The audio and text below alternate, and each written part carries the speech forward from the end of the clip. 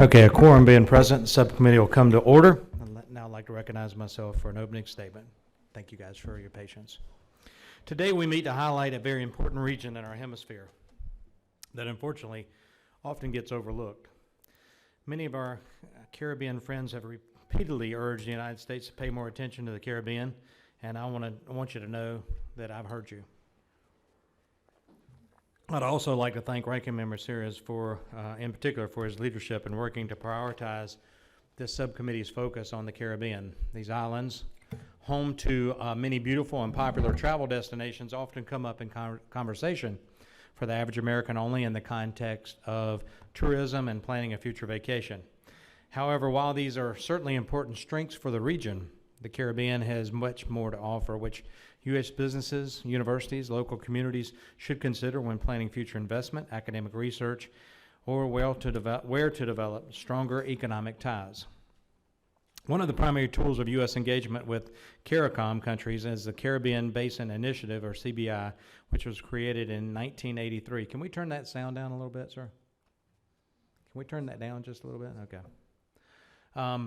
Which was created in 1983 and has subsequently expanded to provide 17 countries and dependent territories with duty-free access to the U.S. market for most goods. This engagement has led to a 44% increase in U.S. exports to the Caribbean over the past 10 years, and last year the total trade relationship between the U.S. and the Caribbean was $33.4 billion. I believe it is critical to work with our neighbors to mutually promote economic growth through trade liberalization, respect for the rule of law, and adherence to free market principles in order to achieve prosperity that is sustainable for the region. In addition, I'm a firm supporter of deeper U.S.-Caribbean energy relations. To me, it's a win-win situation. U.S. possesses an abundance of oil, natural gas, and technical expertise, and the Caribbean has some of the highest energy costs in the world and needs to lower these costs by building infrastructure for delivering energy, integrating energy markets to attract investment and financing, and establish pipelines and liquefied natural gas frameworks. In view of Venezuela's instability, its oil production decline, and low global oil prices, countries in the Caribbean dependent on Venezuela's Petrocaribe programs should seriously consider how they can diversify their energy matrix and build stronger energy partnerships with the United States and other energy-producing countries in the region.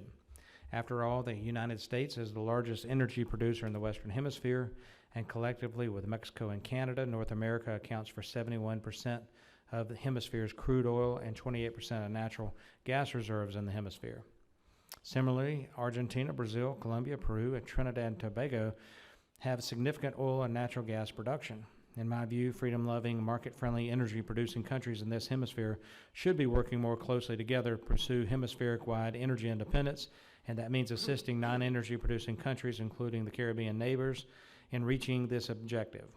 Ultimately, if the Western Hemisphere were more energy independent, it would go a long way to transforming our societies and security and independence and our economic growth. So today, there are many trade and energy opportunities for U.S. and CARICOM. However, I remain concerned about the growing security challenges in the region from transnational criminal organizations that seek to use the region to ship drugs, migrants, and contraband to United States shores.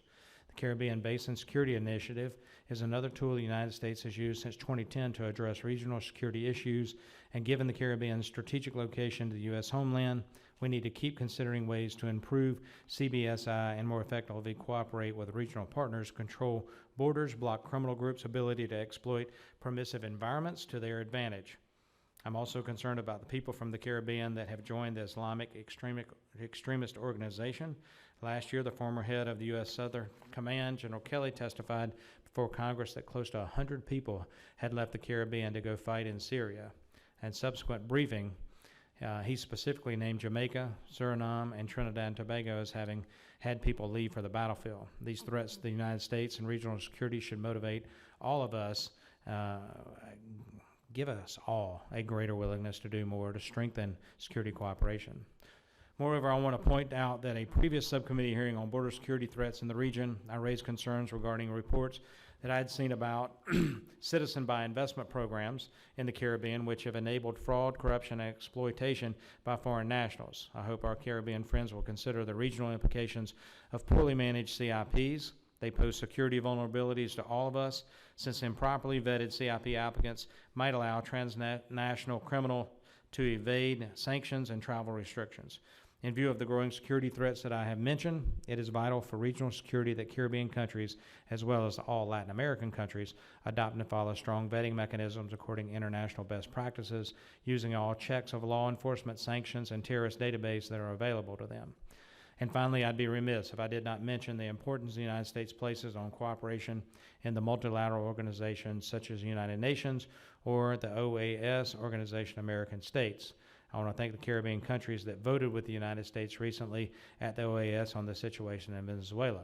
I recognize your support and friendship, and I commend your courage of conviction to speak the truth to power even when it is difficult. These countries that chose to abstain from voting or voted against the resolution at the OAS regarding the situation in Venezuela, I want you to know that your decision only furthers oppression and tyranny in the Americas. It is my hope that you will reconsider how your vote on these type of issues in the future. Ultimately, we all have a responsibility to actively safeguard freedom in the Americas, but that can only require very tough choices. I realize these decisions are complex, and I look forward to hearing from our witnesses on all these topics today. And so with that, I'll turn to the ranking member for his opening remarks.